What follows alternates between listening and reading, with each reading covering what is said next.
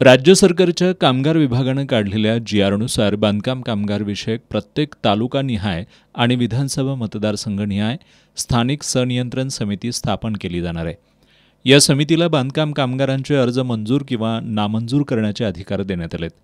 यामुळे बांधकाम कामगार कल्याणकारी मंडळाची स्वायत्तता संपुष्टात येणार असल्यानं याविरोधात महाराष्ट्र राज्य बांधकाम कामगार संघटना संयुक्त कृती समितीनं उच्च न्यायालयात याचिका दाखल केली आहे.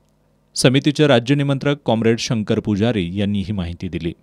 महाराष्ट्र लोकसेवा हक्क अधिनियम कायदा बांधकाम कामगारांना लागू झाल्यानं बांधकाम कामगारांचे सर्व प्रलंबित अर्ज तातडीनं मंजूर झाल्याचं जाहीर करावं.